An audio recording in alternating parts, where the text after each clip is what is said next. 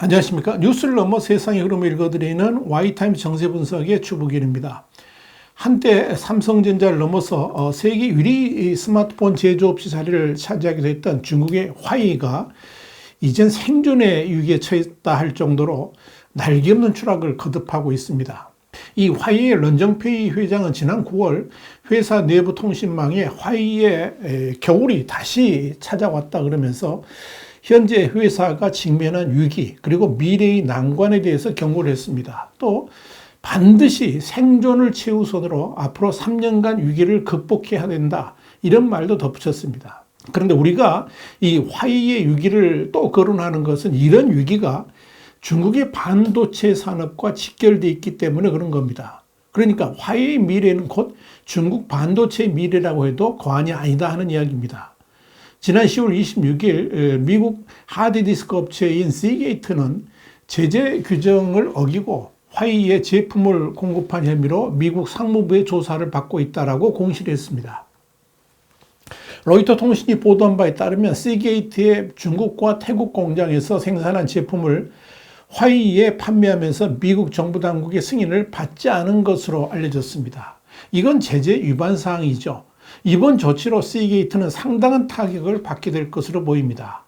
여기에 지난 10월 23일에는 미국 법무부가 이 화웨이에 관한 검찰 수사 정보를 빼내려 한 혐의로 중국 스파이 2명을 기소했다라고 발표했습니다. 그런데 그날이 바로 시진핑 3기의 최고 지도부가 확정 발표된 날이기도 해서 앞으로 이 시진핑 3기가 얼마나 험난한 미중 관계를 이끌어갈 것인가, 이런 걸 예고하고 있다고 봐도 좋을 겁니다. 이런 식으로 미국의 강력한 제재를 받고 있는 화웨이는 지난 10월 27일 올해 3분기까지의 경영 실적을 발표했는데요.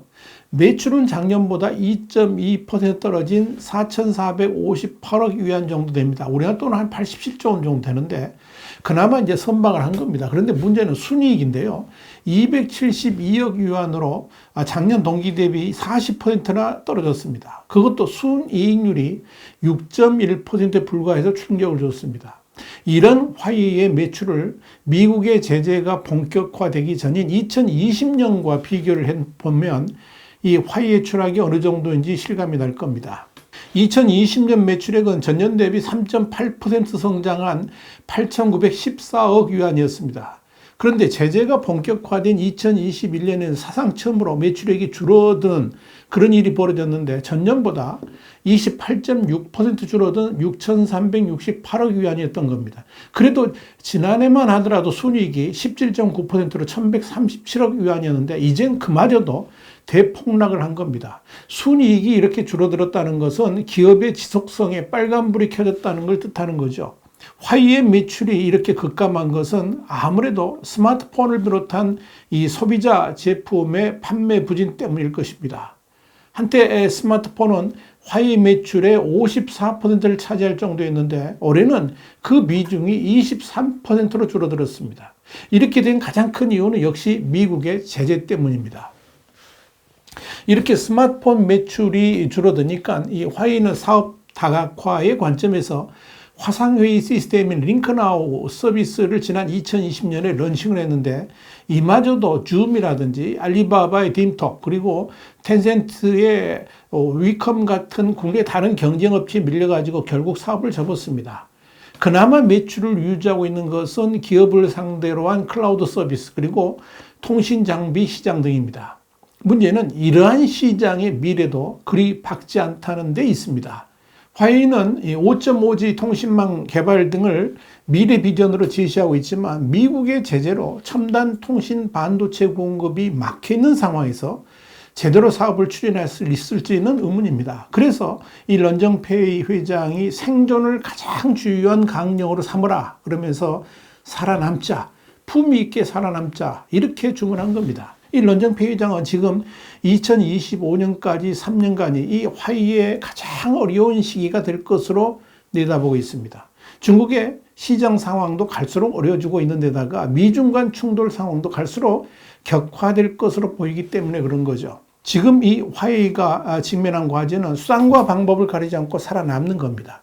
매출액을 늘리는 게 중요한 게 아니고 이윤을 경영의 중심에 두고 생존에 최우선을 두는 경영을 하라는 것이 일런정페 회장의 주문입니다.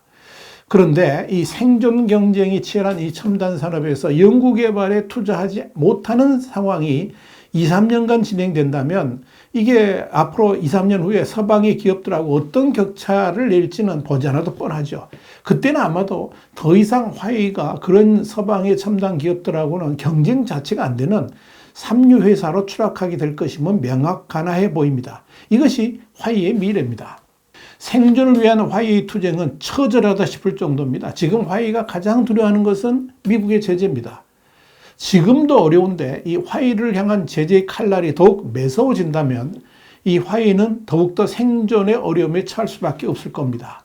특히 화웨이가 무너져가는 중국 반도체 산업의 중추 역할을 꿈꾸면서 자국의 반도체 기업들에 적극 투자를 했습니다. 그래가지고 이 종합 반도체 기업으로의 도약을 구상하고 있기 때문에 미국의 송곳 제재가 더 강화된다면 어쩌면 모든 기업 활동을 접어야 할 수도 있다는 거죠. 그래서 미국의 제재에 아주 민감하게 반응을 하고 있는 겁니다. 이런 상황에서 러시아 일간 이스베스티아는 10월 31일 중국 거대 통신 장비 업체인 화웨이가 러시아로의 스마트폰 직접 공급을 중단했고 러시아 시장에서 완전히 철수할 수 있다 이렇게 보도를 했습니다. 그러면서 이미 화웨이가 태블릿 PC, 노트북, TV 등의 제품을 러시아로 들여오지 않고 있고 무선 통신 장비는 지난 봄부터 러시아 시장 판매를 중단했다 이렇게 보도를 했습니다.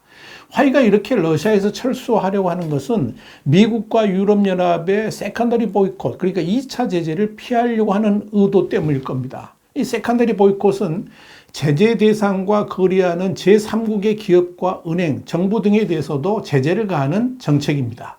미국 정부는 올해 2월에 러시아가 우크라이나를 침공한 것과 관련해 가지고 제재를 내놓으면서 중국 기업들에 대한 세컨더리 보이콧 가능성을 경고한 바 있습니다.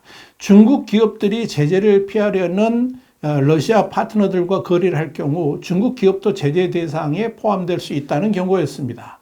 미국의 제재에 의한 공급망 위기는 화웨이뿐만 아니라 중국 반도체 산업을 전망의 위로 내몰고 있습니다. 화웨이의 위기는 반도체 공급 위기로부터 비롯된 건데 지금 상황은 중국 반도체 산업 자체가 미국의 제재로 인해 가지고 갈수록 쪼그라들 수밖에 없고 미래를 도저히 내다볼 수 없는 상황으로 몰려가고 있다 이렇게 보시면 됩니다. 홍콩의 사우스 차이나 모닝 포스트는 10월 30일 이런 보도를 했습니다. 경제 리서치 기업인 게브칼 드래고노믹스가 최근 보고서에서 미국의 최근 정책으로 많은 주요 중국의 반도체 회사들이 파괴되고 피해를 입거나 제한받게 될 것이라고 내다봤다.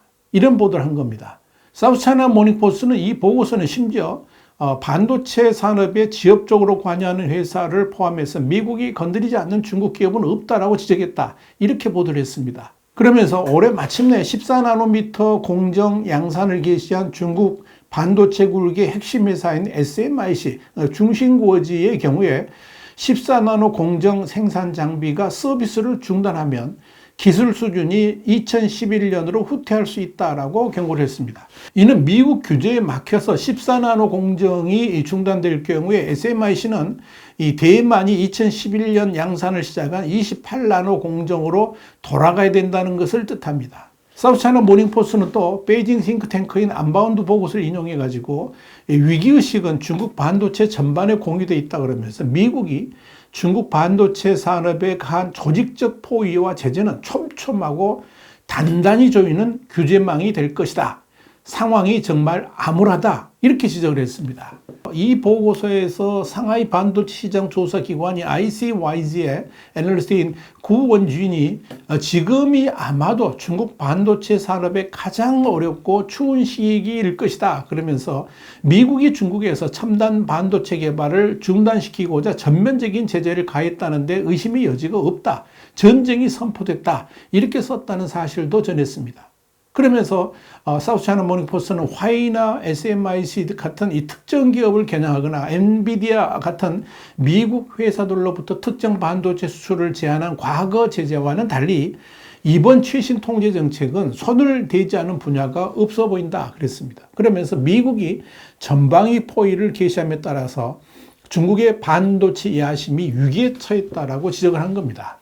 사우스차이나 모닝포스트는 이어서 미국의 제재는 많은 중국 반도체 설계사에 치명적일 수 있다 그러면서 미국의 규정은 인공지능 그러니까 AI, 그래픽 처리 장치 그러니까 GPU, 중앙 처리 장치 CPU 등에 관여하는 2,810개 정도의 중국 반도체 설계 회사에도 문제가 될 수 있다고 지적을 했습니다. 한마디로 이 중국 반도체의 산업 기반 자체가 철저하게 붕괴될 수 있다. 이렇게 사우스차이나 모닝포스트는 전망을 한 겁니다. 자, 이런 문제의 심각성을 시진핑 주석만 모르고 있습니다. 이것이 진짜 중국의 위기입니다. 와이타임 정세 분석이었습니다. 감사합니다.